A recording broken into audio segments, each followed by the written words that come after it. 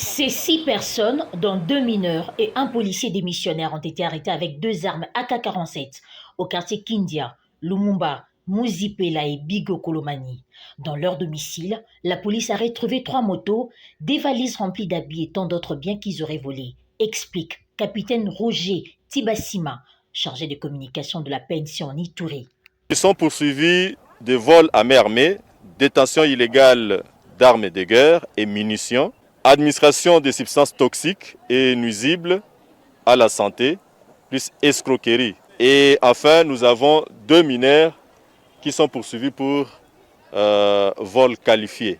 D'ici là, ils seront déférés devant l'auditorat militaire. Ces objets que vous voyez ici seront restitués aux propriétaires après avoir établi un procès verbal de restitution. Par ailleurs, sur la RN27, en territoire de Dougou, les forces de l'ordre ont saisi 28 sacs de chanvre qui ont été incinérés à Bougnan en présence de l'auditeur supérieur.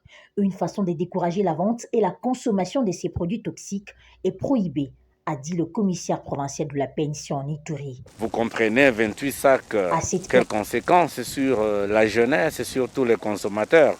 Comme vous le savez, il est interdit de cultiver, de consommer et de commercialiser le chanvre à fumer. C'est pourquoi nous procédons à la destruction. À tous ces cultivateurs, à la place de cultiver le chanvre, on a besoin plutôt de la nourriture que de détruire les cerveaux de la jeunesse. À cette période de l'état de siège décrété par le chef de l'État Félix Tshisekedi et exécuté en Ituri par les gouverneurs militaires, le lieutenant-général Luboya Nkashama Johnny, plus de 30 présumés criminels sont déjà arrêtés avec une dizaine d'armes AK-47. La police dit être déterminée à éradiquer la criminalité urbaine.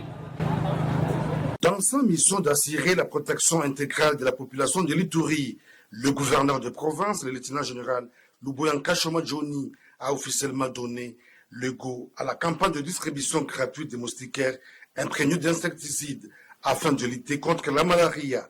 Selon le chef de division provinciale de la santé, environ 2 millions de ménages sont attendus dans 36 zones de santé que compte l'Ituri pour cette distribution qui se fera de porte à porte par l'ONG IMA.